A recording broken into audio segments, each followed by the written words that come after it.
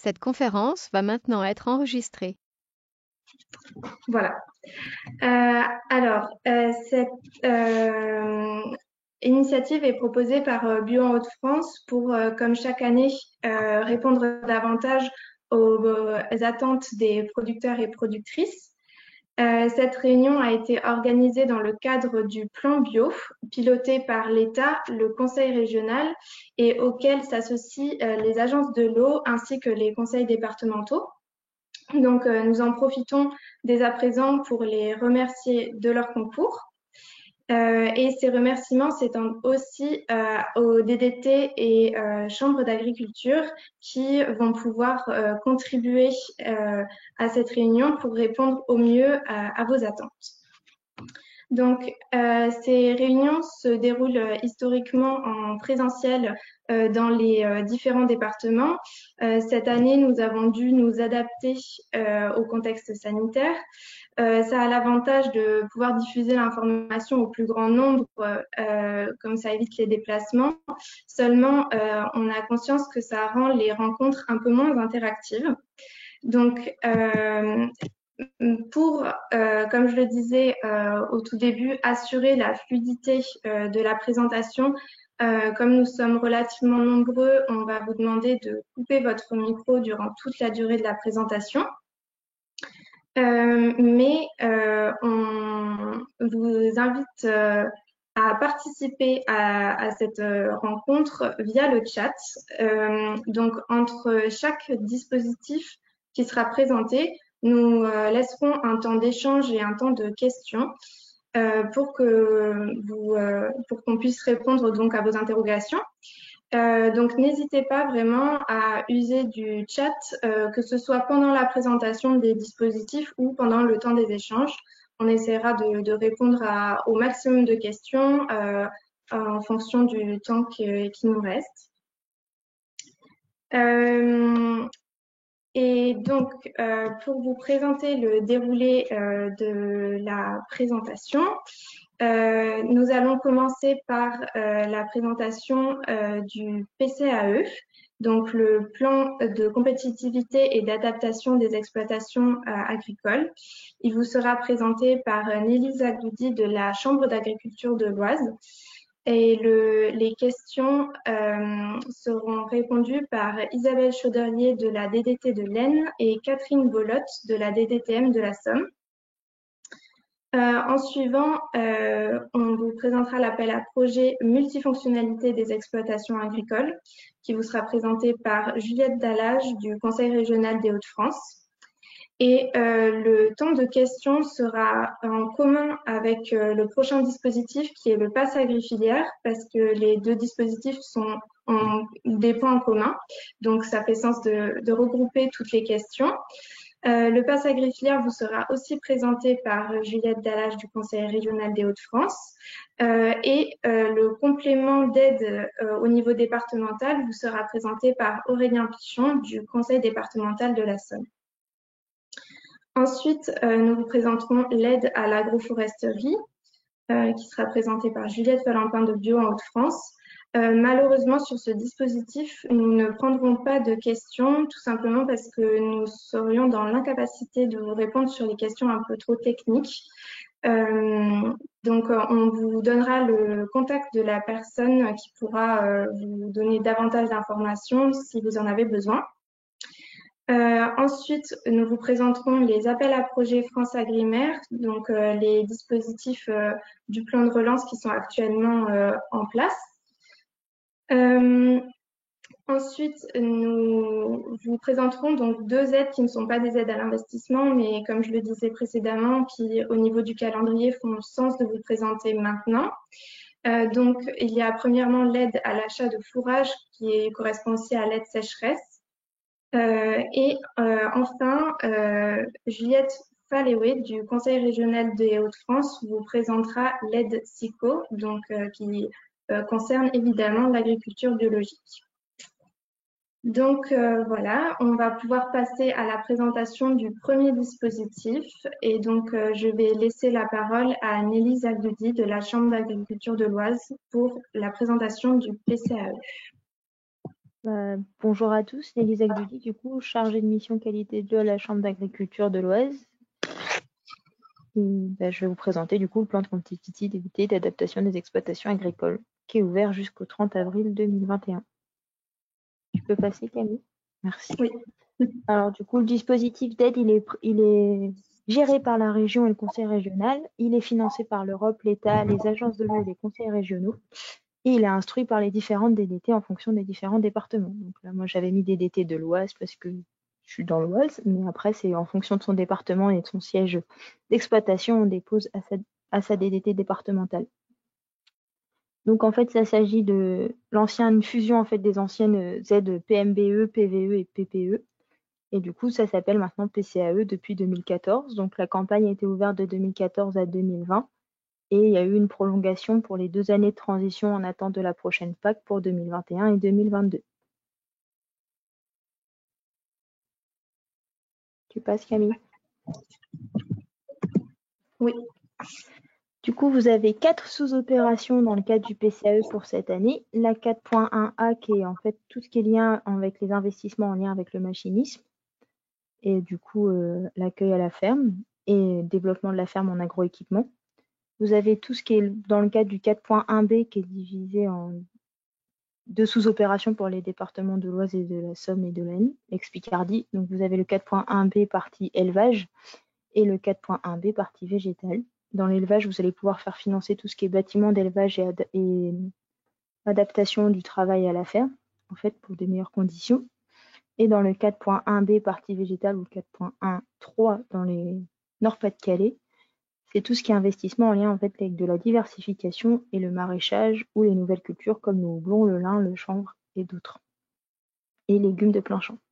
Et ensuite, vous avez la mesure 4.4 qui jusqu'à présent représentait les haies et permettait l'implantation de haies. Et depuis cette année, c'est seulement la création de mares et l'aménagement des cours d'eau pour l'alimentation des animaux. Et du coup, le PCAE est ouvert du 15 février au 30 avril 2021. Je t'en prie, Camille, tu peux passer. Du coup, je vous ai mis une petite slide avec les différents types de matériel qui étaient éligibles dans les grandes lignes du PCAE. Vous avez tout ce qui est matériel de désherbage alternatif, donc bineuse ou herse rotatif, rampe de traitement localisée, tout ce qui est option de pulvée, tout ce qui est option d'épandeur, à engrais, des PEA, système de modulation de dose, GPS. Après, vous avez tout ce qui est en lien avec l'aménagement du corps de ferme, donc l'aire de remplissage, l'aire de lavage. Vous avez tout ce qui est Smart Semi Direct, Smart adapté. Vous avez tout ce qui est en lien avec l'isolation du bâtiment, les groupes froids, la mise en place de chaudières RR, RO pour pouvoir améliorer les conditions dans le bâtiment. Et vous avez du coup tout ce qui est en lien avec les bâtiments d'élevage et en maraîchage, tout ce qui permet en fait de transformer votre produit à la ferme, de le mettre en paquet, de le triturer, de le trier et mettre toutes les petites machines adaptées en fait à la culture du maraîchage ou à une culture spécifique comme le houblon, le chanvre ou le lin. Je t'en prie. Tu peux passer. Du coup, vous avez les taux de financement en fonction des dossiers. Du coup, je les ai mis par rapport au versant sud, c'est-à-dire l'Aisne, l'Oise et la Somme. Du coup, dans l'appel à projet 4.1A, comme je vous disais, c'est tout ce qui est en lien avec les grandes cultures et le matériel, on va dire désherbage mécanique et autres. Donc le taux de subvention de base, c'est 40%. Il est possible d'avoir des majorations de plus ou moins 20% si c'est un GIA qui porte le projet, s'il y a des MAEC dans le cadre du porteur de projet et que c'est en lien avec le projet d'investissement, si c'est un exploitant en agriculture biologique et si c'est une CUMA ou un GI2E qui porte le projet. Et on peut être aidé au maximum à 80%.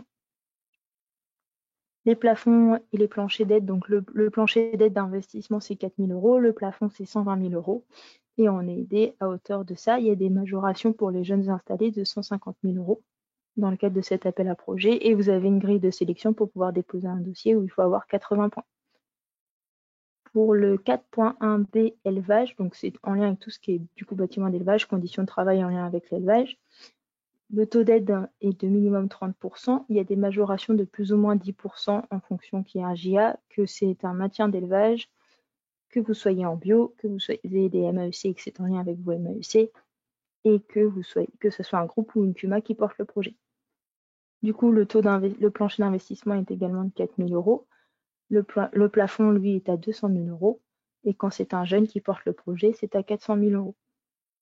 Vous avez une grille de sélection également différente de celle de la 4.1a, un peu plus axée élevage, et du coup, il faut avoir 70 points pour pouvoir déposer un dossier. Pour la 4.1b végétale, donc du coup, ce que vous disiez, tout ce qui est en lien avec la diversification, les cultures un peu spécifiques. Le taux d'aide est de 30%. Pareil, une majoration si c'est un GIA qui porte le projet de 10%, si il y a un lien avec une MAEC de 10%, si c'est un agriculteur bio de 10%, et si c'est une CUMA ou un GIDSE de 10%. On peut être aidé à maximum 50% dans le cadre de cet appel à projet. Le plancher est de 4 000 €, le plafond est de 120 000 €, et pareil, il y a une bonification si c'est un GIA de 150 000 €. La seuil de sélection par la grille de sélection, c'est 60 points. Et vous avez en dernier la mesure 4.4 qui est du coup tout ce qui est mise en défense des zones sensibles, des cours d'eau, création de mares, qui est aidé à 80% avec un plancher à 2 000 € et un plafond à 80 000 € où il faut avoir 50 points pour pouvoir déposer un dossier. Et après, je vous parle du coup de la grille de sélection dans ces grandes lignes qui regroupent un peu toutes les grilles de sélection tout ensemble. Donc on a des points si c'est un GIA qui s'installe, qui est aidé, qui a eu les DGA, donc il a 50 points. Et si son projet est en lien avec l'investissement fait dans le PCAE. Il y a des points si c'est un jeune installé de moins de 5 ans, de 30 points. Vous avez des points si c'est la première fois que vous demandez un dossier ou que le dernier dossier que vous ayez demandé date de plus de 3 ans. Vous avez des points si vous êtes dans une démarche collective, c'est-à-dire vous êtes membre d'un GI2E, membre d'un groupe 30 000 ou d'un réseau défi ou d'un groupe reconnu par l'agence de l'eau, qui vous apporte 10 points. Si le projet est en lien avec ce groupe, vous avez 20 points de plus. Et après, vous avez des points si vous êtes en bio. Si vous êtes en conversion totale, vous avez 40 points. Si vous êtes en conversion partielle, vous avez 20 points. Et tout ce qui est système de qualité vous apporte également des points. Donc, c'est les AOP, IGP, label rouge qui vous permettent d'avoir des points. Donc, c'est 30 points si vous êtes certifié de ce type-là. Et les autres certifications de type Global Gap et HVE2 ou Saveur en Or ou Territoire Hauts-de-France vous permettent également d'avoir des points, 10 points. Et après, si vous faites de la vente en circuit court, en fonction de votre chiffre d'affaires, si vous avez au moins 10% de chiffre d'affaires, ça vous fait 10 points. Si vous avez plus de 20% de chiffre d'affaires, ça vous fait 30 points. Et après, c'est si vous avez un contrat MAEC. Du coup, si c'est une MAEC réduction phyto est considérée comme plus contraignante, vous avez 30 points. Si c'est une MAEC remise en herbe, vous avez 20 points. Et si vous avez les paiements pour services environnementaux, les nouvelles aides qui arrivent, ça vous fait 10 points. Ils anticipent en fait pour l'année prochaine, puisque les paiements pour services environnementaux ont ouvert que cette année, donc c'est un peu compliqué d'avoir déjà des contrats. Les démarches environnementales HVE3 vous permettent d'avoir 30 points, et si vous avez de l'herbe dans votre SAU, en fonction du ratio, vous avez plus ou moins de points. Donc au-delà de 50%, ça vous fait 30 points. Entre 25 et 50%, 20 points, et entre 15 et 25%, 10 points. Et après, si votre projet est en lien avec l'élevage et son chiffre d'affaires, si vous avez plus de 50% du chiffre d'affaires, ça vous fait 30 points, moins entre 10 et 50%, 20 points. Et vous avez un atelier d'élevage un peu spécifique, type ovin, caprin, apiculture, porcin, ça vous permet d'avoir des points. Et après, vos derniers critères de la grille de sélection, c'est le fait d'être situé dans une zone en géo. Donc vous avez les zones d'action prioritaires des agences de l'eau avec une liste définie et des captages définis qui vous permettent d'avoir 60 points. Si vous êtes juste situé sur une zone d'action prioritaire mais à impact moindre, vous n'avez que 40 points, comme les zones humides par exemple dans le cadre du bassin Seine-Normandie. Et vous devez donc déposer votre dossier avant le 30 avril dans les DDT. Les chambres d'agriculture sont là si vous le souhaitez pour vous accompagner au montage de votre dossier. Donc moi-même pour le département de l'Oise pour tout ce qui est en lien avec les cultures végétales, c'est-à-dire la 4.1b végétale, la 4.1a. Et c'est les Broussins pour tout ce qui est service élevage qui vous renverra vers le bon conseiller. Et pour la Somme, vous avez les contacts bâtiment énergie, c'est une secrétaire qui est répartie vers les bonnes personnes qui pourront vous accompagner. Département de l'Aisne, vous avez les services élevage et agronomie environnement. Et Nord-Pas-de-Calais, les coordonnées en fonction de votre projet et du coup de l'appel à projet que vous souhaitez faire. J'ai terminé pour moi. Merci beaucoup pour cette présentation. Donc, nous allons passer aux questions. Si vous en avez, n'hésitez pas à les écrire dans le chat et elles seront relayées à l'oral par Sylvain Desrousseaux de Bio Hauts-de-France. Justement, du coup, on a deux fois la question pour savoir comment on fait pour connaître les zones d'action prioritaires et savoir si on en fait partie ou non. Donc, j'invite les DDT présentes à répondre. Je ne sais pas comment vous voulez vous répartir la parole, mais n'hésitez pas à intervenir directement.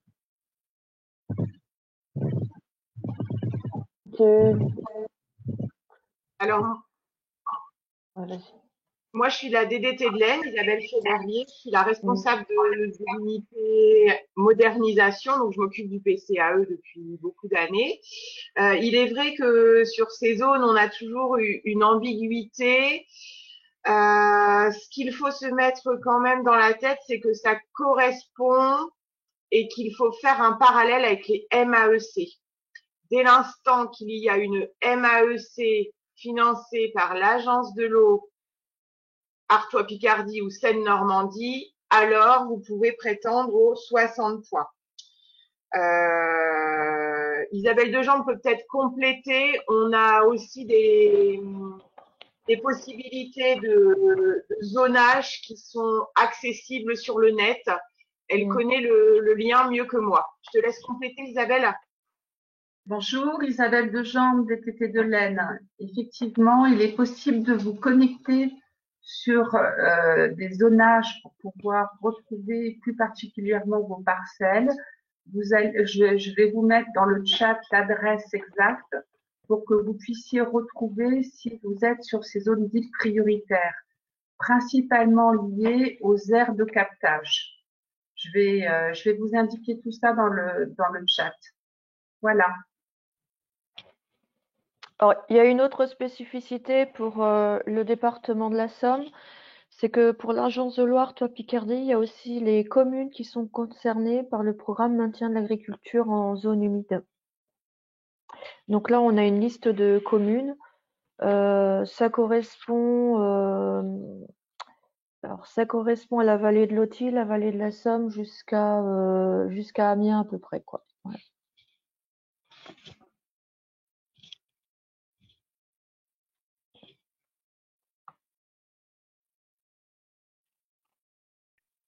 J'ai juste un complément d'information sur les cartes à rajouter. Il faut savoir que les conseillers chambres ont respectivement des cartographies avec les zones en jeu prioritaire pour vérifier au cas où, si jamais le dossier passe ou pas.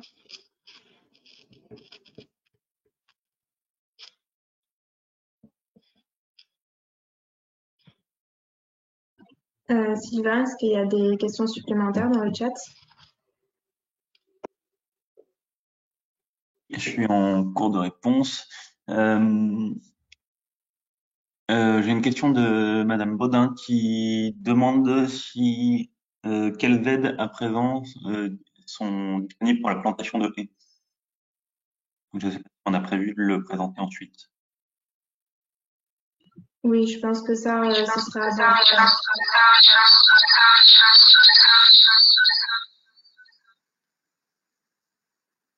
Excusez-nous pour cet écho. Est-ce qu'il y a une autre question?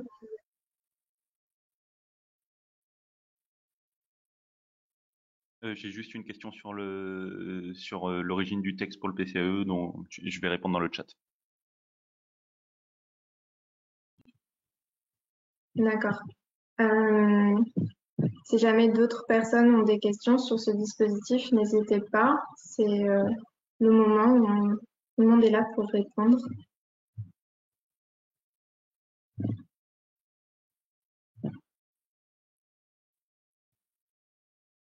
Question de Mathieu Desmond. Y aura-t-il une autre session pour le PCAE après celle-ci? Non, ce n'est pas prévu pour le moment. Pas prévu pour le moment.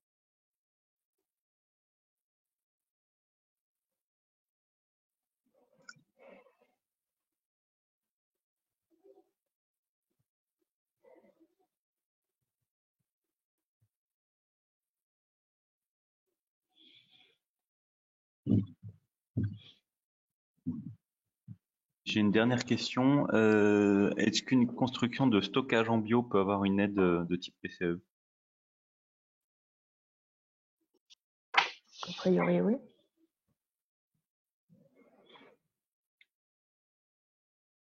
Stockage pourquoi? Alors, j'ai pas de précision. Peut-être que Monsieur Maigret peut prendre la parole.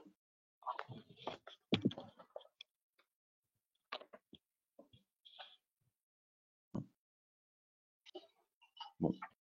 Je ne sais pas si tout le monde a un micro, donc si ça se Oui, trouve. peut-être pas. Sinon, Ah, reprécisez votre question. Ah voilà, par écrit.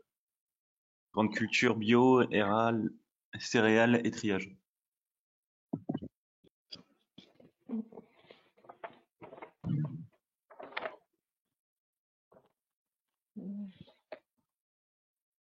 Au titre de la 4.1b, toute production végétale sous cycle.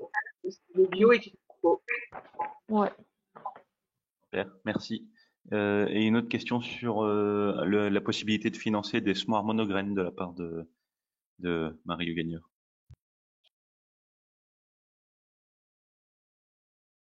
C'est un semoir classique en fait. Moi, sous couvert de mes collègues, je pense pas.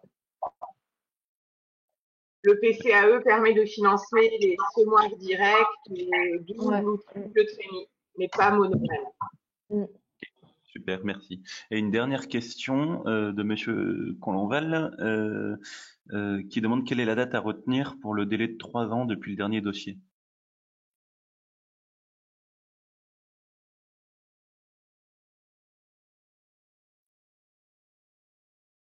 La date de dépôt? Ouais, je crois que c'est ça, c'est 2018 du coup. C'est 18-19. Ah. Ou 19. Ah, je sais plus. Isabelle, tu sais ou pas? Alors moi, je confirme, il s'agit effectivement de la date de dépôt du dossier. Ouais. Okay, donc ça ferait merci. 19, 20, 21? 2018. 18. Ok, merci pour les réponses.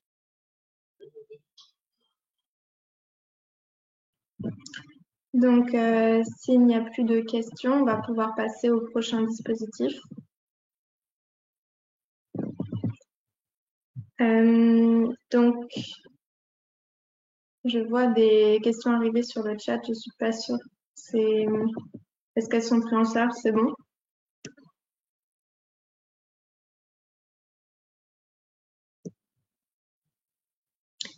Pas de réponse, on va dire que c'est bon. Merci pour toutes ces précisions. On va passer au dispositif suivant. Ah oui, on avait mis les contacts, donc des DDT. Excusez-moi, je ne l'ai pas affiché avant.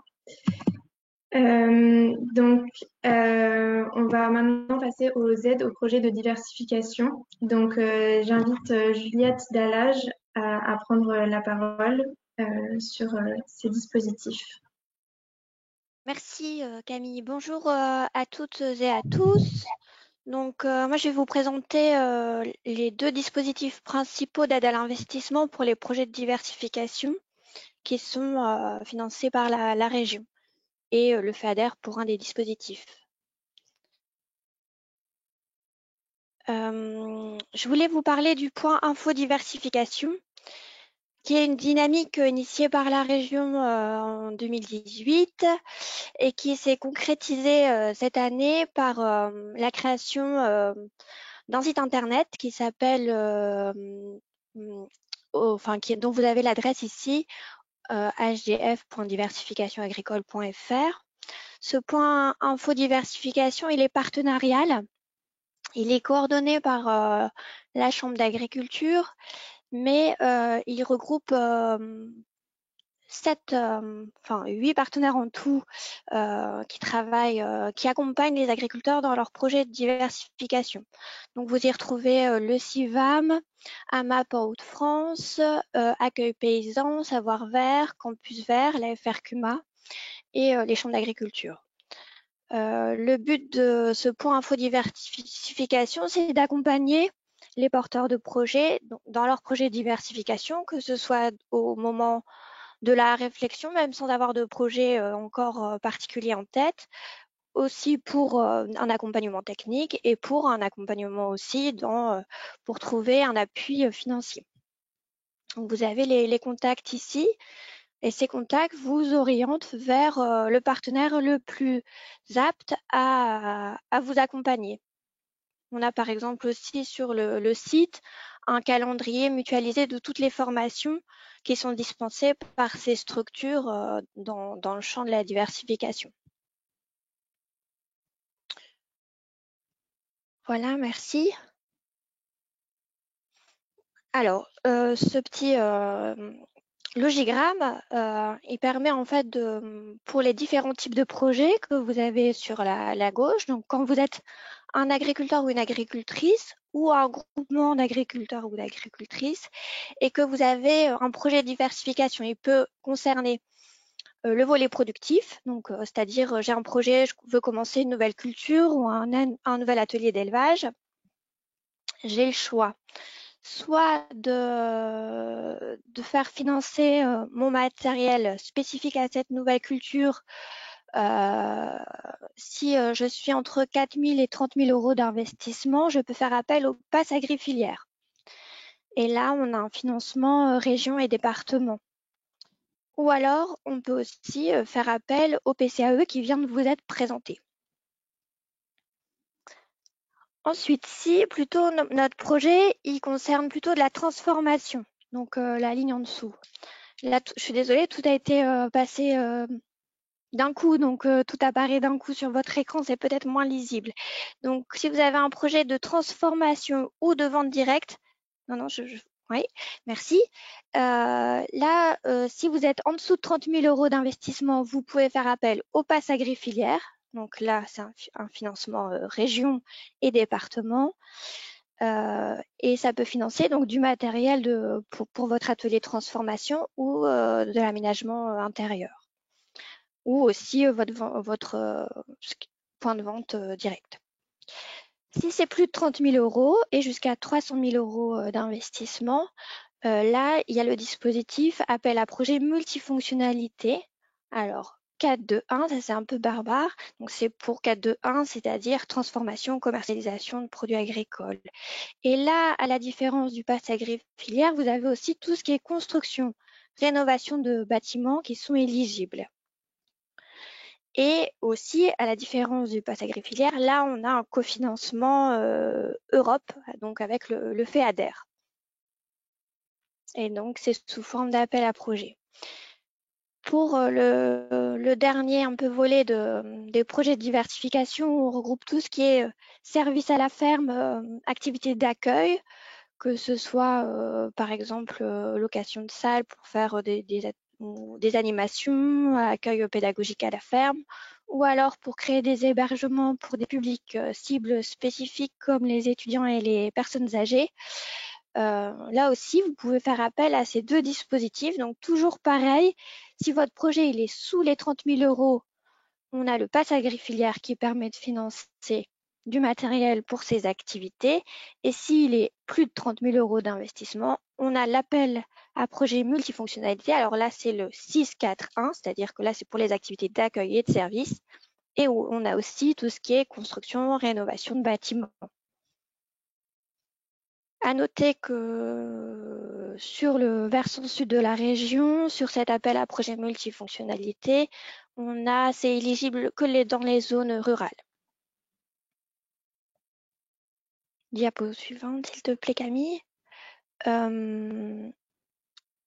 Oui, tu peux encore avancer d'un coup. Donc là, voilà, c'est pour bien vous présenter qu'en fait, c'est aussi le montant de votre projet qui permet de vous dire mon dossier, mon projet, il va être plus financé. Il est en dessous de 30 000 euros, donc je vais solliciter du pass agri-filière. Il est au-dessus de 30 000 euros, je vais solliciter l'appel à projet multifonctionnalité. Voilà. Et juste là, je l'évoque ici, mais je ne vais pas en parler après. On a un autre dispositif, là, pour des projets entre 80 000 euros d'investissement et il n'y a pas vraiment de plafond. Donc, vous voyez, ça peut dépasser, ça peut aller très haut. C'est pour donc des plus gros projets. On a un dispositif aussi 100% région d'avance remboursable. Donc là, c'est pas une subvention aide, c'est un prêt à taux zéro en réalité, une avance qu'on rembourse en 7 ans. Voilà. Et oui, et donc à savoir qu'on ne peut pas solliciter plusieurs de ces dispositifs pour un même projet. Il faut, pour son projet, choisir un de ces 3 dispositifs. Donc là, je vais vous parler plus spécifiquement de l'appel à projet multifonctionnalité. Donc vous voyez, j'ai mis le logo de l'Europe parce que c'est un dispositif qui sollicite, qui fait appel à du FEADER. Et donc, il est sous forme d'appel à projet. Vous avez les dates, cet appel à projet, il est en cours actuellement pour 2021. Il a été lancé le 15 février. Et on a 2 dates de dépôt cette année. Une première date de clôture au 31 mai et une seconde date au 30 septembre. Donc, je vous ai dit, il y a 2 types d'opérations, hein. Il y a les dossiers, les projets plus de transformation, de commercialisation de produits agricoles. Il faut que ces projets ils soient dans une logique de circuit court, hein, pour être éligibles. On a aussi les projets 641, donc là plus pour les projets d'accueil ou de service à la ferme, qui ont comme support l'exploitation. Si jamais vous avez un projet qui mélange les deux, c'est possible de répondre, hein. Par exemple, une fromagerie, un atelier de transformation laitière qui veut faire une partie accueil du public, donc qui veut faire un atelier de transformation, et qu'en plus il y a une visite de cet atelier pour voilà, tout public, hein. C'est possible de répondre. Il faut déposer un dossier, mais par contre il faut déposer 2 dossiers, un pour chaque type d'opération. Voilà, on sépare bien les coûts. Les investissements éligibles. Donc, on a dit, il y a tout ce qui est bâtiment, construction, agrandissement, réhabilitation de bâtiments. En revanche, il n'y a pas le temps de... Si on fait de l'autoconstruction, on ne peut pas financer le temps de travail. On peut prendre les matériaux, en revanche. Il y a aussi tout ce qui est équipement et matériel spécifique, nécessaire et spécifique au projet. Excepté le petit matériel déplaçable. Il faut quand même que ce soit un investissement et puis dédié au projet fixe. Il y a tout ce qui est création de sites internet, acquisition de logiciels, de brevets, de licences de droit d'auteur, de marque commerciale, donc en tant qu'investissement. Et aussi, on peut prendre une partie, enfin en tout cas les frais généraux. Donc ça peut être par exemple une étude d'architecte sur le bâtiment, voilà, des frais de maîtrise d'ouvrage ou de maîtrise d'œuvre en lien avec le projet. Des études aussi impact environnementaux, voilà, ce type d'études, ça peut être éligible. On a précisé aussi que tout ce qui était d'occasion, c'était pas éligible à ce dispositif. Et également tout ce qui est remplacement, tout ce qui est matériel de remplacement. Il faut que si vous faites un nouvel investissement pour remplacer du matériel, il faut que le nouveau matériel il ait des performances plus importantes et il faut démontrer qu'il a une performance plus importante que celui que vous aviez et que celui que vous aviez, il a été complètement amorti. Voilà, bon, c'est du détail, je pense. Il y a aussi une grille de sélection, hein. Comme on a vu sur le PCAE, là vous avez eu la grille détaillée. Ici, on vous a pas mis la grille détaillée. Juste pour information, les projets collectifs, ils sont favorisés dans la mesure où ils n'ont pas cette sélection, enfin ils ont une enveloppe un peu dédiée. Et puis les projets individuels, donc il y a cette grille et il y a un seuil de 25 points à atteindre pour être éligible. Et ensuite, en fonction des points, on classe les dossiers.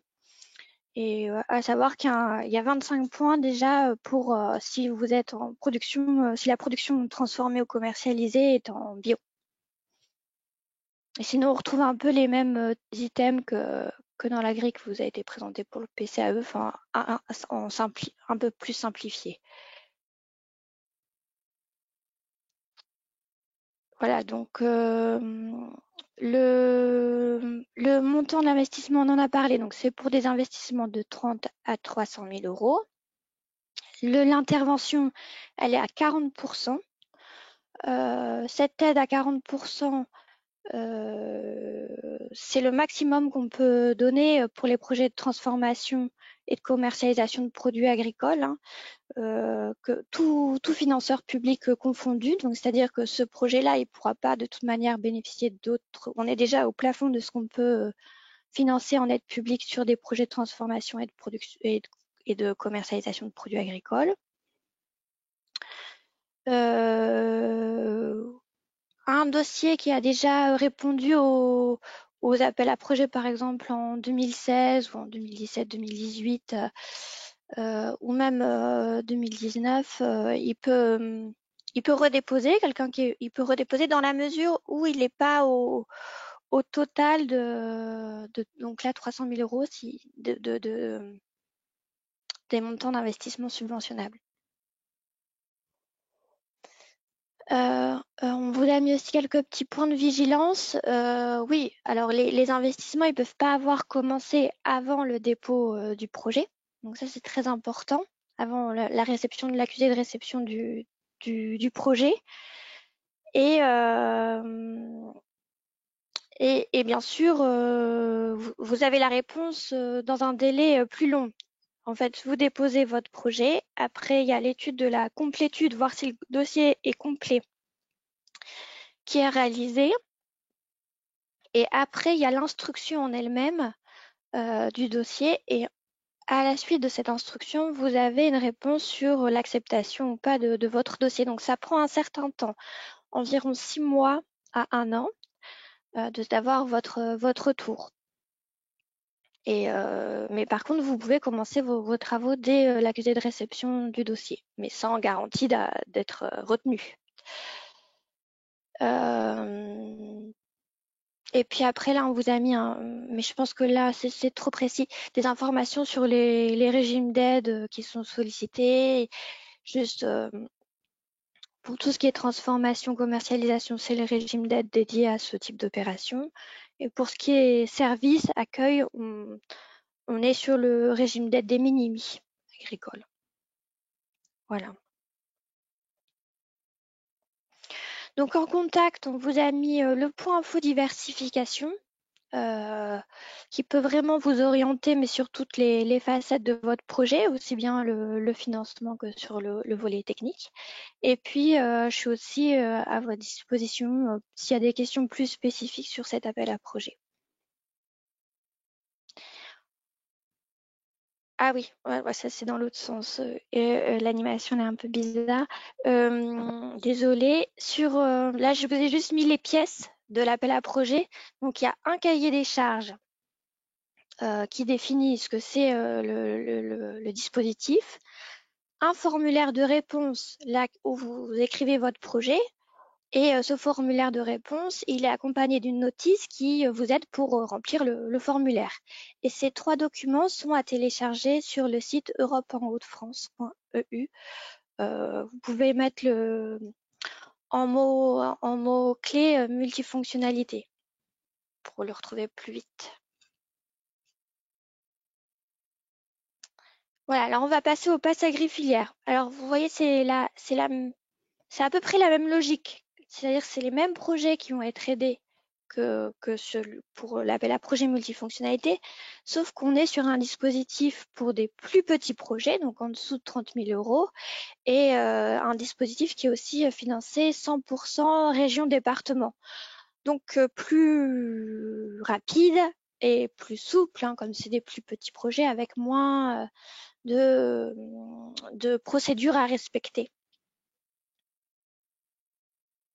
Une différence aussi, c'est que là, le pass agrifilière, ou son petit nom, c'est le PAFI, il faut déposer sur la plateforme dédiée. Donc vous avez l'adresse ici, qui est la plateforme qui est utilisée pour toutes les aides de la région. Et c'est un dispositif permanent. Donc, c'est-à-dire qu'on peut déposer les dossiers tout au long de l'année. Ce dispositif, il concerne donc des projets de diversification, que ce soit au niveau productif, donc ça peut être du matériel pour des cultures spécifiques ou pour des élevages spécifiques, le volet transformation ou commercialisation, ou le volet accueil. À noter que pour les SIQO, les filières sous signe officiel de qualité, dont l'agriculture biologique, on n'a pas de liste de culture ou d'élevage, tout est éligible. Alors que hors SIQO, là, il y a une liste des cultures qui exclut les cultures qu'on trouve le plus dans la région, les grandes cultures notamment. Mais pour tout ce qui est en bio, tout est éligible.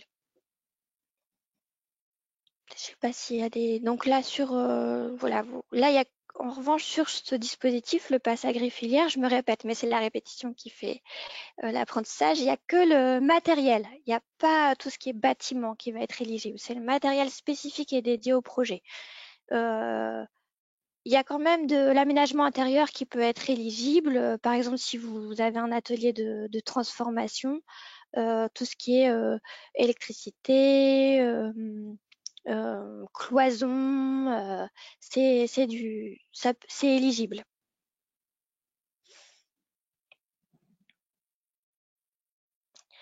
Donc là, on a déjà parlé donc c'est pour des investissements de 4 000 à 30 000 euros. C'est pareil, les investissements ils peuvent commencer à partir de la réception de l'accusé de réception du dossier. Et puis c'est pareil, la décision, elle est prise qu'après, mais ça va. En fait, les dossiers sont présentés en commission permanente de la région puis des départements.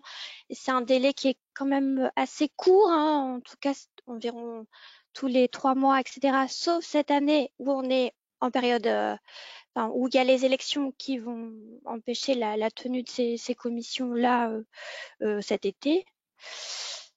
Ça va être un peu plus long, mais en général, c'est quand même assez réactif. Et là, il y a une période de 2 ans entre deux projets. L'aide, le taux de cette aide, c'est financé à 30% par la région pour tous les projets. Et pour les projets SIQO, signe officiel de qualité, dont agriculture bio, on est à 40% d'aide région. Et les départements du versant sud de la région, donc Somme, Oise, Aisne, ajoutent un complément sur la plupart des dossiers, c'est-à-dire quand c'est possible. C'est-à-dire sur le volet Oui. Du coup, je pense que je vais peut-être passer la parole à Monsieur Pichon, qui est président du conseil départemental pour présenter cette partie. Il n'y a pas de souci. Oui, bonjour, merci. Non, mais Juliette le faisait très bien. C'était juste, voilà, comme elle l'a précisé, hein, pour l'instant, c'est les 3 départements ex-Picardie qui bonifient cette aide. Donc, si vous êtes en conventionnel, c'est plus 10%, donc on atteint un taux de subvention de 40%. Et surtout pour le bio, vu que normalement on est censé s'adresser plutôt à des agriculteurs bio ou en conversion, la bonification départementale est de 20% et le taux de subvention de la région est de 40%. Donc on arrive sur un taux de subvention à 60% sur ce dispositif d'aide. Donc je pense qu'il est c'est le taux de subvention maximal permis par la loi. Juste pour compléter ce qu'a dit Juliette, au niveau de l'instruction, on a fait ça en intelligence avec la région, c'est-à-dire les départements ont accès à la plateforme régionale de dépôt d'aide. Donc j'ai commencé à répondre à quelques questions, mais le dossier de demande d'aide est très léger. Mais dans le sens, c'est la volonté des financeurs publics d'avoir construit un formulaire assez léger pour des petits dispositifs d'aide. Donc pour moi, pour ceux qui demandaient par qui on peut se faire aider, il y a vraiment pas besoin d'aide, hein. Vous allez voir, c'est c'est bon. Juliette complétera pour l'aide sur l'appel à projet multifonctionnalité qui est différent, mais sur le pass agrifilière, on est sur quelque chose pour des petits dispositifs assez légers. Il y a qu'une seule demande d'aide à faire, c'est-à-dire vous le faites sur la plateforme régionale. Et après, nous, département, on récupère aussi votre demande d'aide qui a été faite à la région. On ne demande pas un deuxième dossier d'aide. Ce serait pas très intéressant pour le porteur de projet de déposer 2 fois le même dossier. Donc, ce qui veut dire que la région prend à peu près, comme a dit Juliette, 3 mois à instruire les dossiers, les faire voter. Et nous, on arrive un peu après, donc la bonification arrive 1 mois et demi après à peu près, 2 mois. Donc, il faut compter 4-5 mois pour le département.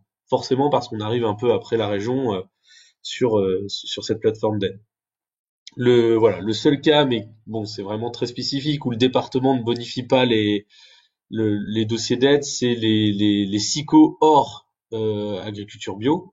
Donc par exemple, si vous êtes en AOP, IGP, label rouge, parce que la région il vient déjà à 40% et légalement on peut pas aller au-dessus de 40%. La seule exception c'est le bio. Donc voilà, j'ai fini. Juliette, tu peux reprendre si tu avais des choses à compléter. Non, c'est parfait. Euh, et je crois qu'on arrive sur les questions. Comme c'est pas ma présentation, je la maîtrise moins, je sais pas, je vais avoir une surprise. Voilà. Ah oui, le contact. Oui, bah donc les contacts, comme on en a parlé, pour vous faire accompagner sur le montage de ces dossiers, mais comme on a dit, c'est vraiment simple comme formulaire. Vous avez le point info diversification qui peut répondre à certaines questions.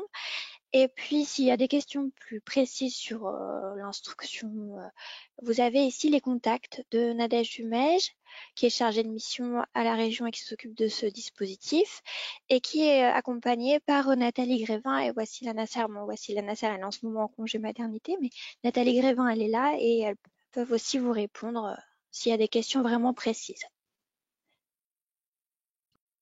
Merci beaucoup à tous les deux pour cette présentation. Donc, en effet, on va passer aux questions. Est-ce qu'il y en a qui sont restés sans réponse pendant le temps de la présentation? Pas spécialement, j'ai juste la question de Carole qui demande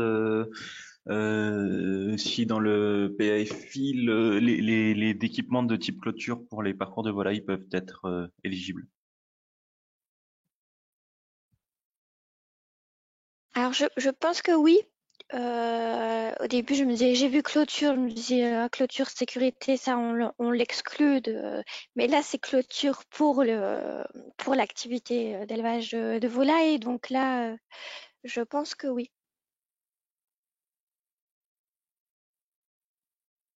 Peut-être Aurélien, il a peut-être vu plus de dossiers que moi. Donc Oui, il en bah a pour le peut-être coup, vu j'en ai des pas vu de dossiers ce comme ça. type-là, mais oui, ça reste à définir avec la région. Donc c'est vrai que j'ai vu un peu plus de dossiers, mais à ma connaissance, j'ai pas encore vu ce type d'investissement chez nous. Donc Moi non plus, mais je après, je vois pas vois pas de pourquoi on barrière, l'exclurait. mais Mm. voilà. Pour moi, c'est Ah, éligible. Nathalie, elle répond. Voilà, Ah voilà, Nathalie bon bah c'est éligible. Grévin, elle dit oui, Mm. c'est éligible. Voilà. Et là, je voyais en plus, pour vraiment préciser que la demande est assez légère, on est sur des fonds de collectivité, hein, région, département, donc il n'y a qu'un seul devis qui est demandé aussi, comparé à du PCAE ou du multifonctionnalité. Bon, voilà. Et pour compléter, Juliette, moi j'avais commencé à répondre à une question. Il voulait savoir je sais plus qui, hein, une personne voulait savoir par qui pouvait se faire aider pour déposer une demande d'aide sur les appels à projets multifonctionnalité. Oui, alors en effet, vous pouvez contacter le PID, le point info diversification, et ils vont vous renvoyer au service diversification de la Chambre d'agriculture qui a déjà monté qui a une expérience dans le montage de ces dossiers multifonctionnalités. Sinon, je sais aussi que le CERF France a aussi une expérience. Et il y a d'autres structures d'accompagnement qui se sont déjà aussi lancées dans cet accompagnement. Mais c'est vrai que pour les dossiers qui mobilisent du FEADER, ça vaut le coup d'avoir déjà son projet bien réfléchi et puis donc bien avancé en fait. Et puis de se faire accompagner, c'est vrai que c'est conseillé aussi.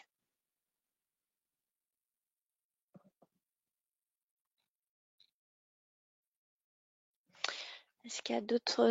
Sur les devis, je vois qu'il y a quelqu'un qui a répondu, c'est ça, hein. C'est en fonction des deux devis dès que l'investissement est au-dessus de 3 000 €. Et on ne peut pas faire du saucissonnage de devis pour que ça soit sous les 3 000 €. C'est-à-dire qu'on ne peut pas faire plusieurs devis pour un même fournisseur. Par exemple, il faut tout laisser sur un même devis. Et puis, vous voyez ce que je veux dire.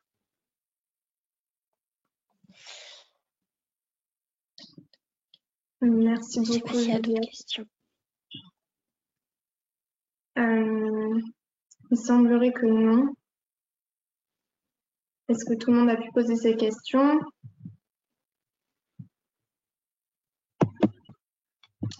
Je crois qu'on va pouvoir passer au prochain dispositif.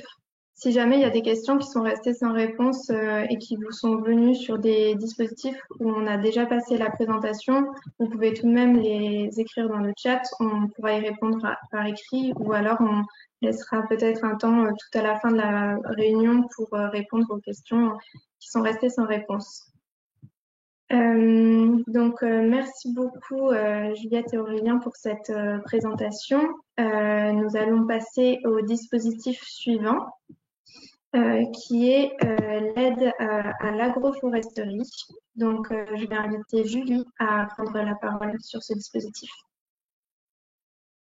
Oui, bonjour à tous. Du coup, je vais vous présenter rapidement les dispositifs pour l'aide à l'agroforesterie. Si tu peux passer la diapo, Camille. Merci. Désolée, le temps de réactivité est un peu long. Pas de problème. Alors, du coup, aujourd'hui, pour les aides à l'agroforesterie, les mesures n'ont pas été encore renouvelées. Au niveau du calendrier, il y a encore une mesure qui est ouverte depuis l'année dernière, seulement pour la Picardie jusqu'au 30 mars. Donc, c'est vrai qu'il est un peu tard, on l'a mis à titre informatif. Aujourd'hui, il y a pas mal de questions.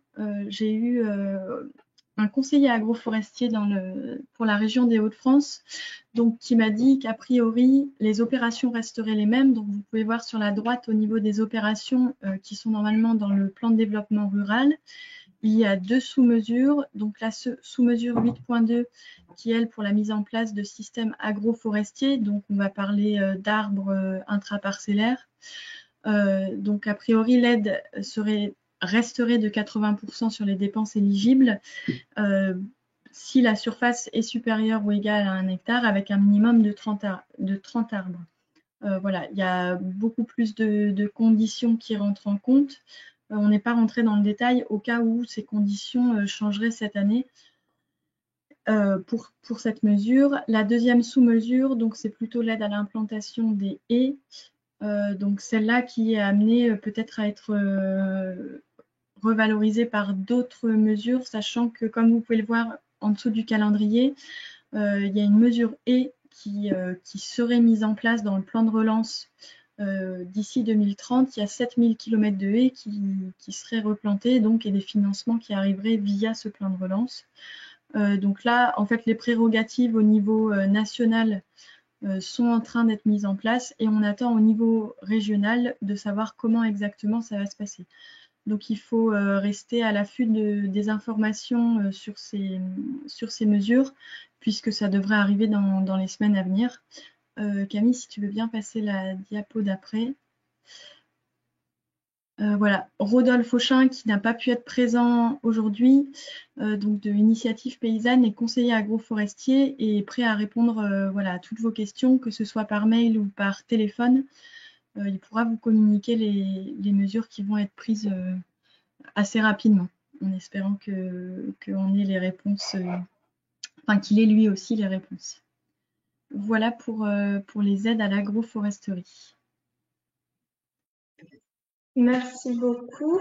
On va passer directement au dispositif suivant, qui sont les appels à projets France Agrimaire et plus spécifiquement les dispositifs qui ont été mis en place dans le cadre du plan de relance. Donc, ce sont des aides au niveau national Je vais en présenter 3. Il y en avait d'autres, mais certains sont déjà clos. Donc, c'est les 3 qui sont encore mobilisables à l'heure actuelle et qui sont intéressants, notamment pour une agriculture biologique ou en conversion. Et donc, il faut savoir que c'est possible de déposer une demande par dispositif du plan de relance, mais évidemment pour des matériels différents. Alors, donc, ces 3 dispositifs ont tout d'abord un point commun, c'est que leur échéance est au 31 décembre 2022. Donc, c'est des dispositifs qui sont sur le temps long. Cependant, ce sont des dispositifs à enveloppe fixe et donc les guichets sont arrêtés à partir du moment où l'enveloppe est consommée. Donc, il ne faut pas non plus trop tarder pour déposer les dossiers. Donc, le premier dispositif dont je vais vous parler, c'est le plan protéines végétales. C'est un programme d'aide à l'investissement dans des équipements spécifiques permettant la culture, la récolte et le séchage des espèces riches en protéines, ainsi qu'au développement des sursemis de légumineuses fourragères.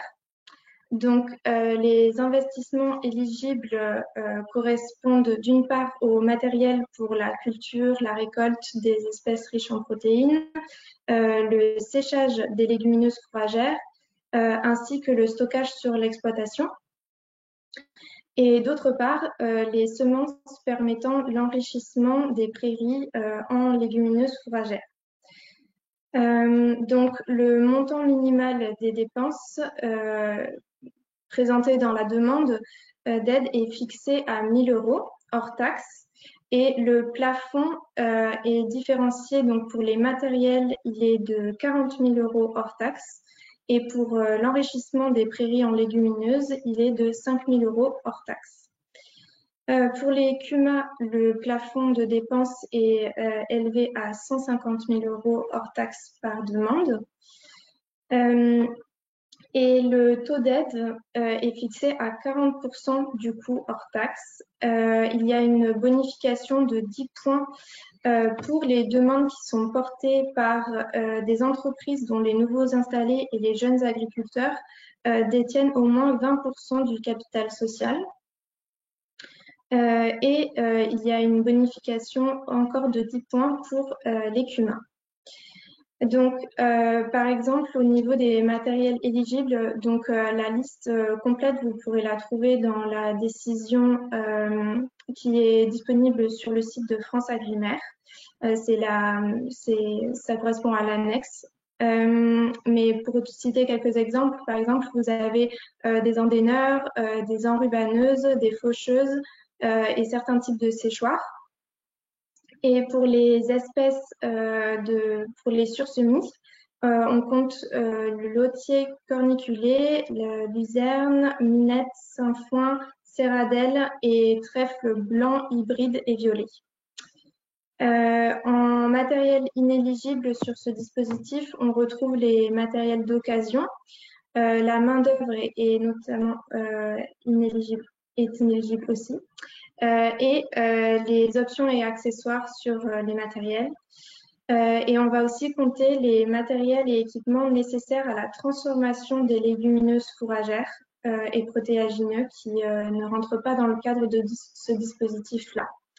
Donc, je vous le présente, mais ce dispositif, le premier guichet est déjà clos.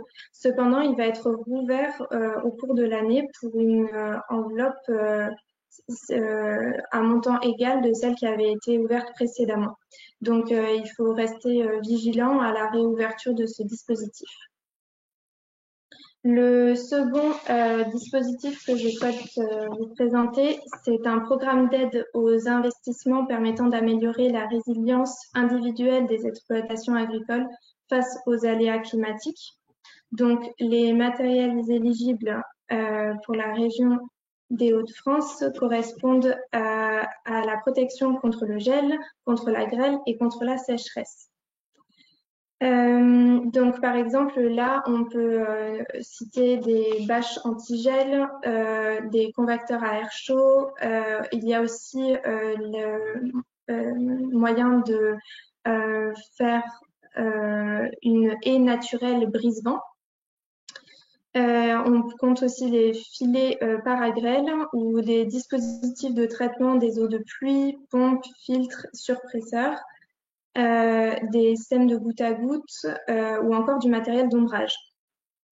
Donc là encore, les matériels inéligibles, ce sont les matériels d'occasion, la main-d'œuvre et les options et accessoires.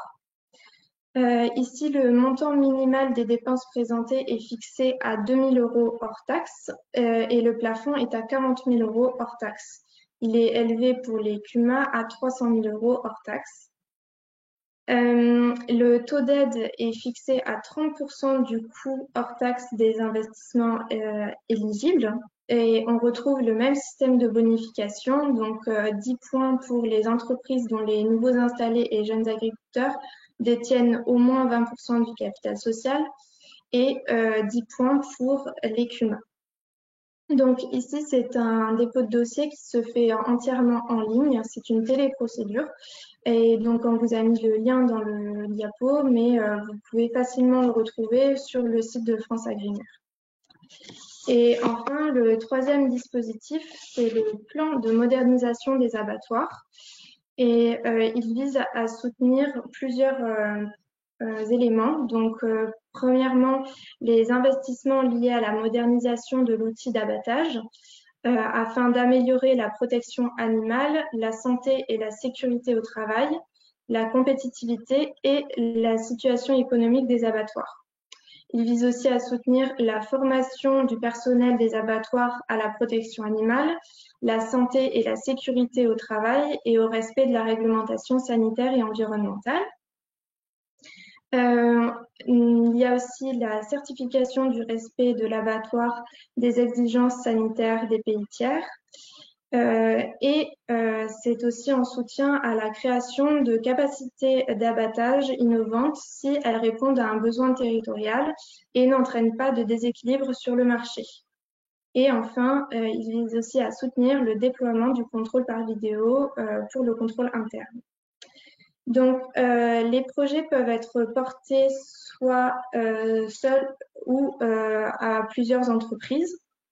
Les dépenses présentées par projet doivent être supérieures à 10 000 € pour les projets portant uniquement sur la protection animale, la formation, l'audit et les abattoirs mobiles.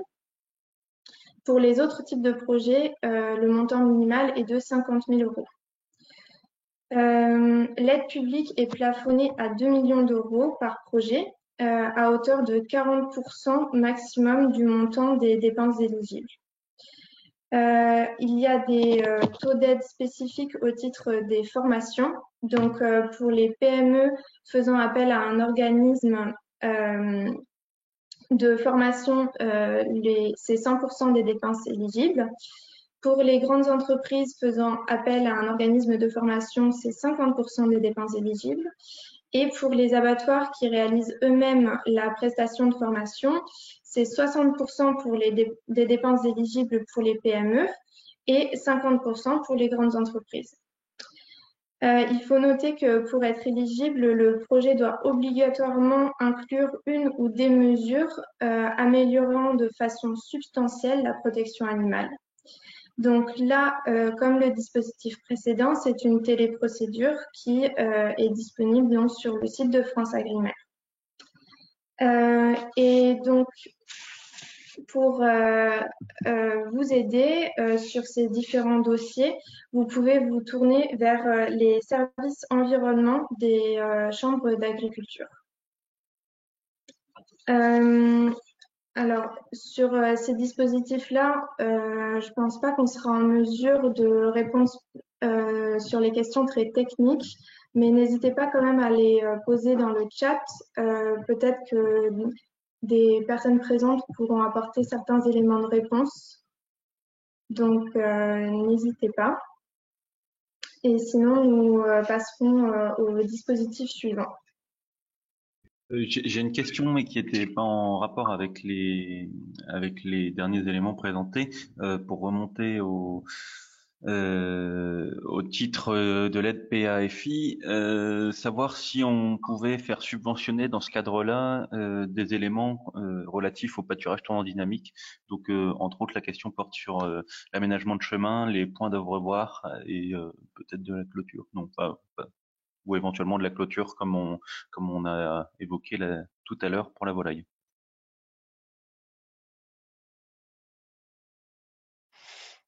Nathalie, je ne sais pas si Nathalie Grévin a entendu la question, parce qu'elle sera plus à l'aise que moi pour y répondre.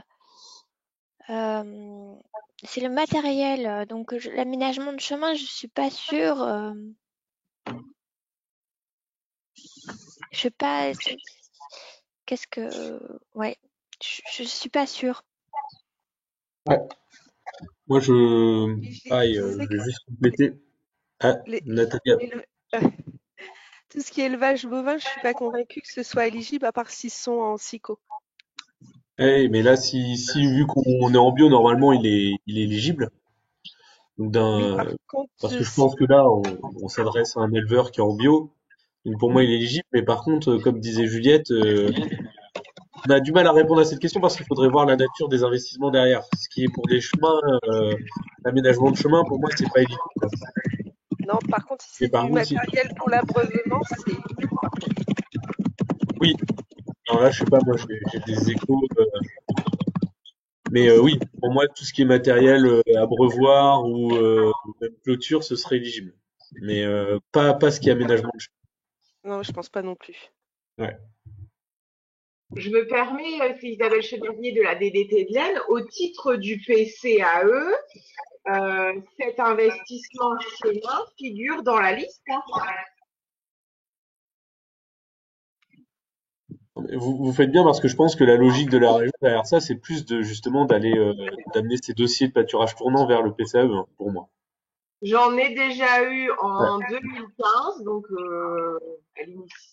à l'initiale du dispositif PCAE, et là je revérifie dans la liste aménagement des chemins de pâturage en filière bovin. Reprenez les listes sur le lien qui vous a été transmis et vous le trouverez. Parfait, merci beaucoup. De rien.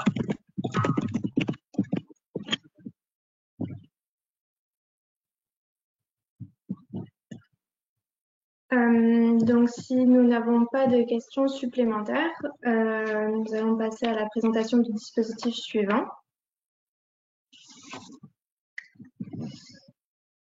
Donc, cette aide n'est pas une aide à l'investissement, mais c'est une aide qui, comme j'avais dit précédemment en introduction, fait du sens de présenter maintenant dû au calendrier. Donc, c'est l'aide à l'achat de fourrage qui est notamment connue sous le nom de aide sécheresse. Donc, en 2020, il y a eu plusieurs épisodes de sécheresse qui ont dégradé les ressources fourragères disponibles pour les troupeaux des producteurs et productrices. Et dans ce contexte, certains et certaines ont dû recourir à leur stock de fourrage et à l'achat des compléments d'alimentation. Donc, ce dispositif vise à compenser ces dépenses supplémentaires. L'aide prend en charge 25% du coût de l'achat supplémentaire de fourrage, céréales et coproduits, et c'est une aide qui est comprise entre 500 € et 3 000 € par exploitation. Pour des dépenses éligibles qui ont été faites entre le 1er juillet 2020 et le 31 janvier 2021. Les dépenses éligibles sont celles de fourrage grossier, de céréales sous toutes les formes, donc c'est-à-dire grains entiers, aplatis, brisures, ensilage, et les coproduits issus de production d'agro-industrie locale, comme les drèches de brasserie, la pulpe de betterave, des aliments et les bouchons de luzerne. Donc là, c'est un dossier unique de demande qui est à déposer au plus tard le 16 avril 2021 dans les guichets agrégés par la région. Donc, une personne devrait nous rejoindre plus tard lors de cette réunion pour ce dispositif, une personne de la région. Malheureusement, nous sommes allés plus vite que prévu sur les dispositifs précédents, donc elle n'est pas encore là. Peut-être que nous pourrons à ce moment-là accueillir les questions sur cette aide un peu plus tard et que la personne pourra donc nous aiguiller davantage. Cette personne contact, vous avez son contact ici à l'écran, donc n'hésitez pas non plus à la solliciter si besoin. Donc je vais passer directement la parole à... Ah, je crois que Karine vient d'arriver. Je viens de finir de présenter l'aide à l'achat de fourrage. Et donc, je venais de donner votre contact. Je crois que vous venez d'arriver dans la réunion, Karine. Oui, vous m'entendez? Oui, on vous entend. Oui, super, merci. Super. J'aurais juste à vous demander si jamais vous pouvez préciser les démarches du dépôt de dossier, comment les personnes qui souhaitent activer cette aide peuvent faire pour déposer leur dossier. D'accord. Alors déjà, bonjour, bonjour tout le monde déjà. Alors déjà le dossier en fait est à télécharger soit sur le site de la région, soit sur le site de la Chambre d'agriculture des Hauts-de-France. Voilà, si c'est pas déjà fait. Et ensuite, il y a, enfin, jusqu'au 16 avril en fait pour, enfin, le délai est au 16 avril pour déposer en fait le dossier complet. D'accord. Voilà. Ok. Donc, je vous remets la slide de présentation que j'avais faite. Ouais. J'espère que j'ai oublié aucun élément. Désolée, on a pris de l'avance par rapport au programme qui était initialement prévu. C'est pas grave, j'étais là. Ah d'accord, bon bah parfait. Donc voilà, si jamais nous n'avons pas de questions supplémentaires sur cette aide, qui est une aide donc d'urgence ponctuelle, nous allons passer au dispositif suivant. On a une question de la part de François qui nous demande si c'est un taux qui est calculé pour l'éligibilité des dossiers et si on prend en compte ou non l'évolution des stocks fourragers. Alors non, on ne prend pas en fait en compte l'évolution des stocks fourragers. Par contre, le taux en fait, il est soit de 25%, soit de 35%. 35% si c'est un JA. En fait, il y a une majoration de 10%. Voilà. Après, je voulais aussi intervenir sur sur les dépenses éligibles parce qu'en fait, c'est une question qui m'est souvent posée. On ne prend pas en compte en fait tout ce qui est tourteau, soja, etc. quoi. On est vraiment sur de l'aliment grossier. Voilà. Donc tout ce qui n'est pas, enfin tout ce qui peut être produit en fait sur l'exploitation ou le dérivé, mais pas le soja, etc. quoi. Le VL18 et tout en fait comme on peut le nom en fait générique en fait qu'on peut dire. Ok, merci. Oui, voilà. J'ai répondu à la question de François. C'est bon? Il me semble, oui. Oui, du coup. Non, mais si j'ai été clair ou pas, quoi. Il repose une question du coup. Est-ce que pour que les dossiers soient retenus, il y aurait bien un taux qui serait calculé en fonction des achats? Pour que le dossier soit retenu, y a-t-il un taux calculé? Alors, en fait, oui, je vois très bien. Oui, en fait, on a enfin, vous regarderez, hein, justement, Juliette a mis en fait dans un lien pour le dossier, vous verrez, il y a une petite formule en fait qui est à remplir, et cette petite formule nous donne un taux en fait d'augmentation d'achat de fourrage par rapport à l'année en fait qui est l'année de référence qui est 2017-2018. Donc c'est pareil, on est au 1er juillet 2017 jusqu'au 31 janvier 2018. Donc en fait, ce taux de progression va nous permettre après de classer en fait les dossiers si on a un problème en fait avec l'enveloppe. Si l'enveloppe est consommée, en fait, on va être obligé en fait de classer. Donc d'où cette petite en fait formule qu'on demande de remplir. Voilà. Est-il possible de prendre non.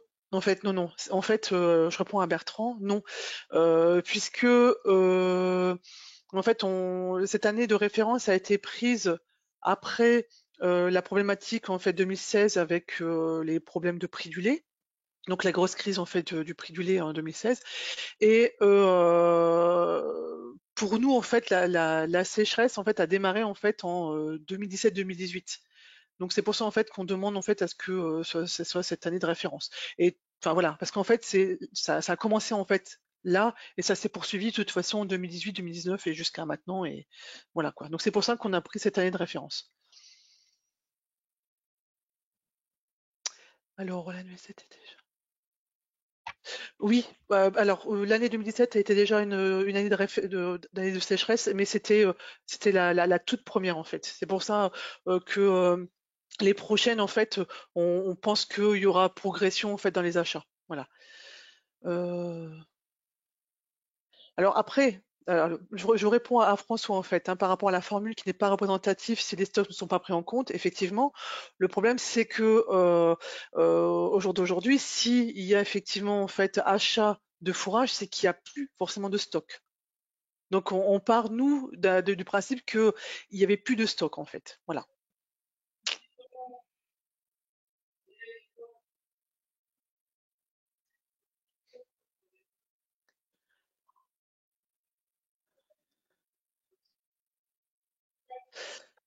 Toujours, alors réponse à Bertrand. Il y avait beaucoup de stocks de reports en début de saison, oui certainement, mais en fait voilà, nous il fallait qu'on prenne aussi, enfin voilà, il fallait qu'on prenne une année de référence et puis on a décidé de pas prendre les stocks quoi. Voilà. Après je tiens à signaler aussi que cette aide en fait est le fruit aussi d'une collaboration avec les chambres d'agriculture. Hein. C'est pas que nous régions parce qu'on n'a pas forcément la légitimité en fait de savoir réellement ce qui se passe sur le terrain. Hein. On n'est pas des techniciens en fait comme les techniciens chambres ou les techniciens des autres OP quoi. Donc voilà, ça a été c'est un travail commun. Je pense au stock hein, parce que je pense que effectivement peut-être que les techniciens ont peut-être fait la remarque à un moment donné. Moi, je suis arrivée en fait sur le dossier il y a 2 mois, donc j'ai pas participé en fait aux échanges. Donc peut-être que cette question a été posée, a été validée en fait dans le sens qu'aujourd'hui on les prend pas quoi.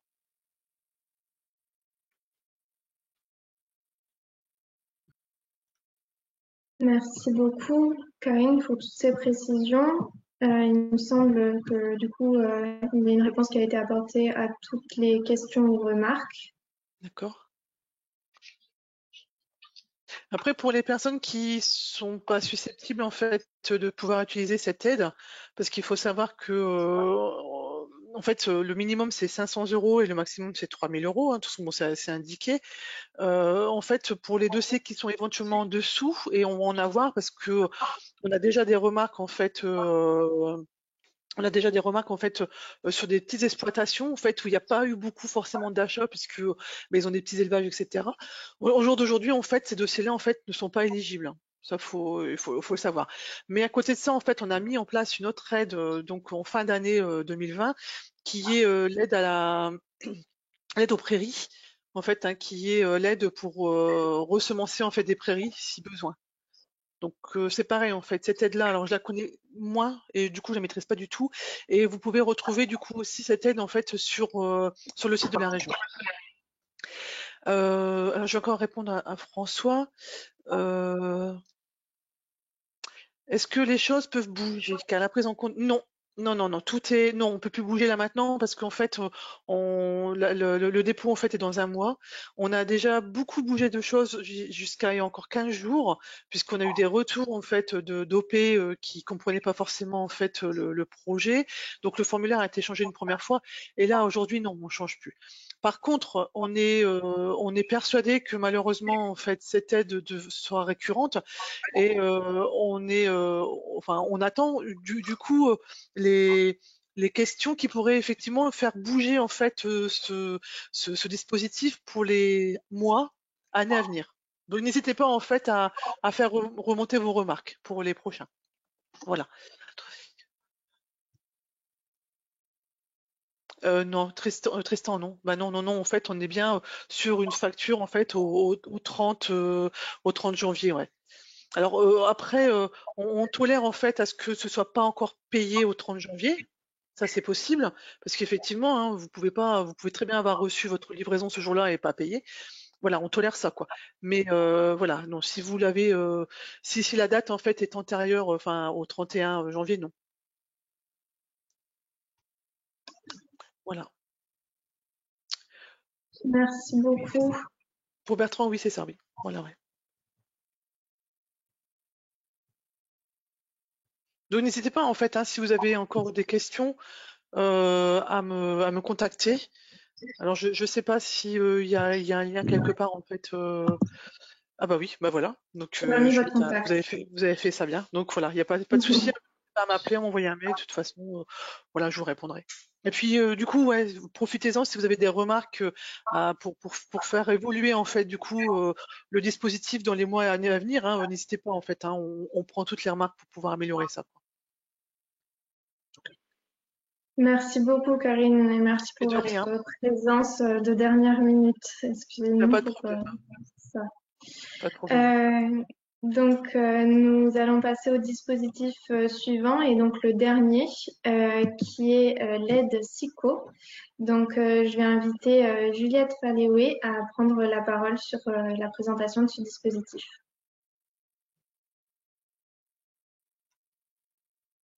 Merci Camille. Est-ce que vous m'entendez bien? Oui, on t'entend bien. Ok, parfait. Du coup, je vais vous présenter l'aide SICO qui permet de soutenir les nouvelles participations à un régime de qualité. On entend par régime de qualité tout ce qui est label officiel, donc dénommé SICO. Juliette l'a mentionné tout à l'heure, hein, c'est les signes d'identification de la qualité et de l'origine, où on retrouve forcément l'agriculture biologique, mais à savoir que si vous avez aussi sur votre exploitation du label rouge, des AOP et IGP, c'est également éligible. Donc cette aide a évolué un petit peu au fil des années.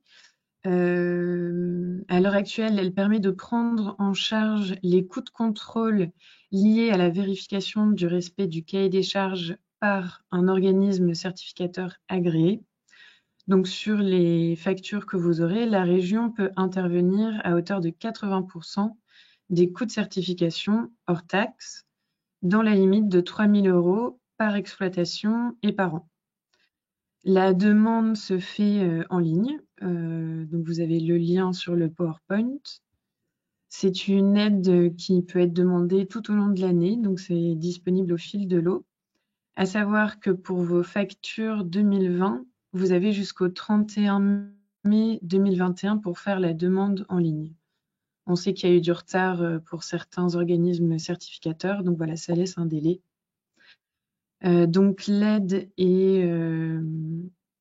concerne donc les nouvelles participations à un régime de qualité et c'est pourquoi elle est accessible pendant les 5 premières années d'engagement.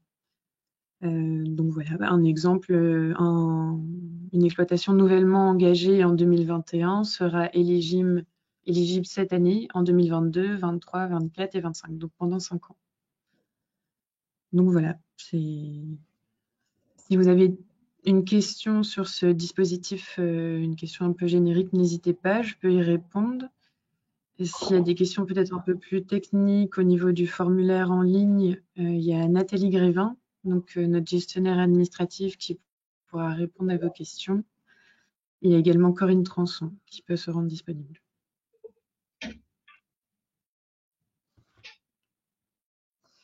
Donc, je vais répondre à la question de Mégane, Chambre d'agriculture. Faut-il déposer une demande par an? Oui. Certaines personnes ont fait la demande pour 2020, l'année dernière, et ils sont en train de faire leur demande actuellement pour 2021. Je vais répondre à Laurent Maigret. Bonjour Laurent. Donc l'aide ne dure pas au-delà de 5 ans, c'est une date qui a été fixée. Je ne sais pas quel est l'historique vis-à-vis de ça, mais je pense que c'est pour des questions de contrôle. Ce serait des coûts trop importants si on prenait en compte des années limitées. Donc voilà, c'est vraiment au moment de la conversion de l'exploitation où il y a cette aide qui est mise en place. En agriculture biologique, quel est le justificatif à joindre? Le certificat bio ou l'attestation d'engagement? Alors Nathalie pourra répondre à cette question. Attestation d'engagement, voilà.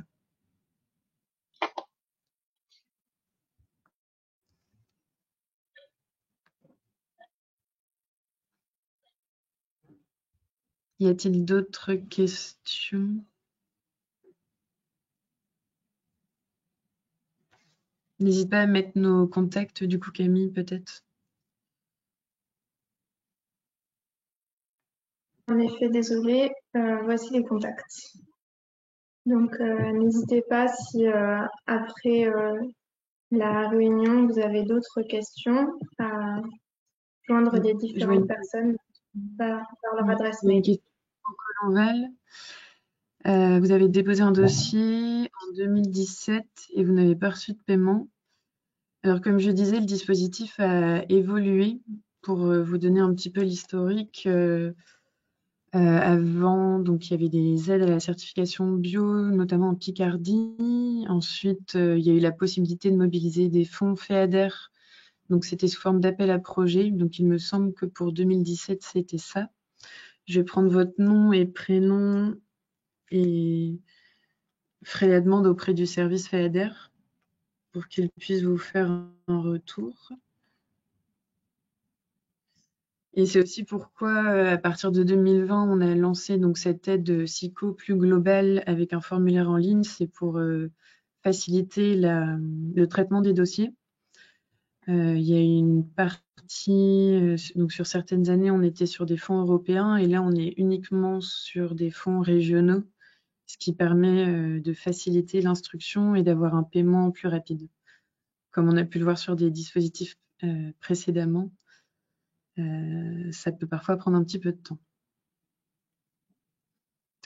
Guillaume Douchier, je suis installé depuis plus de 5 ans, puis-je faire la demande? Malheureusement non, puisque votre engagement datera au-delà des 5 ans. Et Monsieur Colonval, donc je prends votre nom, c'est au nom de Marianne.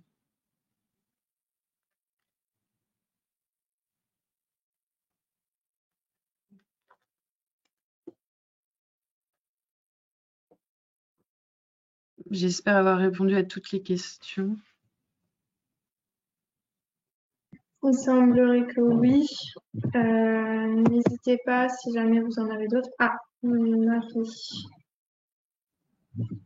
Il y a d'autres questions qui viennent d'arriver. Donc, lorsqu'il y a des engagements partiels, donc plusieurs dates d'engagement, quelle date compte?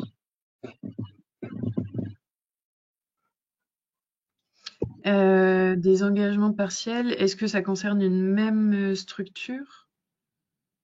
Normalement, on prend la date d'engagement de base et au fil des années, parfois les surfaces agricoles augmentent, mais Il y a une précision sur c'est lorsque l'exploitant convertit par vague son exploitation.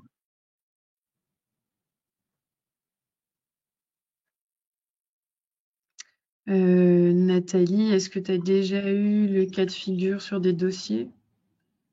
En fait, juste pour préciser, c'est juste quand un agriculteur convertit par vague, c'est-à-dire une première vague une première partie de l'exploitation, puis quelques années après une deuxième partie de l'exploitation, qu'est-ce qu'on prend en compte? Est-ce que c'est la première date d'engagement qui correspond à la première partie engagée? Ou est-ce que ouais, je sais pas. Ça va être la date d'engagement de l'exploitation, oui. Donc la première, la toute première. Oui. Ok, merci.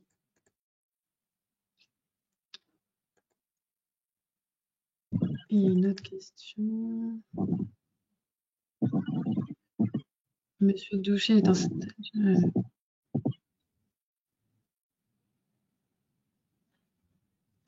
Il est installé depuis 5 ans, mais converti en bio depuis 2 ans. Il peut quand même souscrire au dispositif pour les 3 ans restants. Oui. Ah oui, c'était peut-être la question précédente. J'ai vu installé et peut-être pas converti. Oui, donc effectivement, Guillaume Douchet, excusez-moi, si vous êtes installé depuis 5 ans, mais que vous êtes converti depuis 2 ans, vous êtes encore éligible.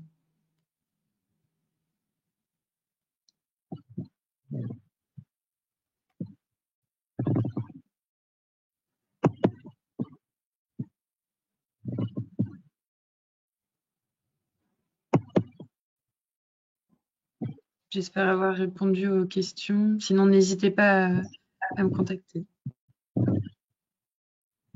Ouais, il semblerait qu'il n'y en ait pas de nouvelles.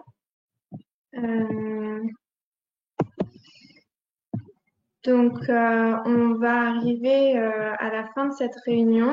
Donc, comme dit précédemment, si jamais vous avez d'autres questions que vous n'avez pas eu l'occasion de poser ou alors qui vous viennent en cours de route, n'hésitez pas à prendre contact avec les différentes personnes contacts qui sont à chaque fois citées pour les différents dispositifs.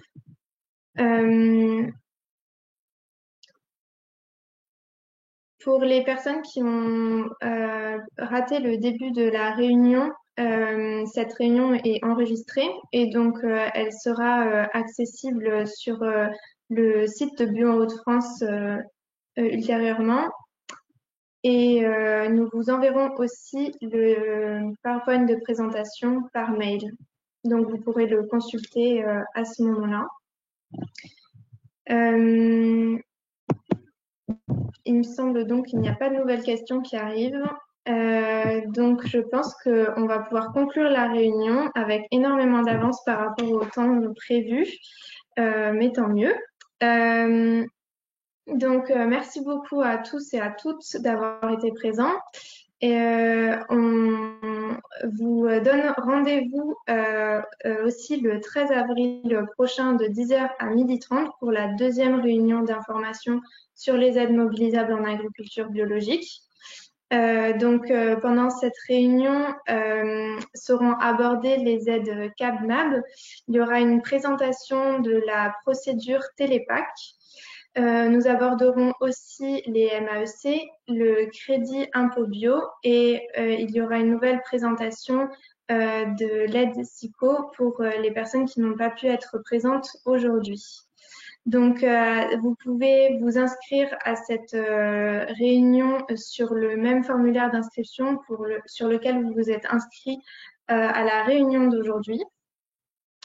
Je remercie à nouveau le Conseil régional, la Chambre d'agriculture, les conseils départementaux et les DDT qui ont pu être présents aujourd'hui pour leur contribution à cette réunion. Et nous espérons que nous avons pu répondre à l'ensemble de vos interrogations et à vos attentes. Voilà, je vous souhaite donc une bonne fin de journée à tous et à toutes. Merci. Merci Camille, très bonne journée à tous. Bonne Merci, journée. bonne journée. Ouais, merci, bonne journée. À bientôt.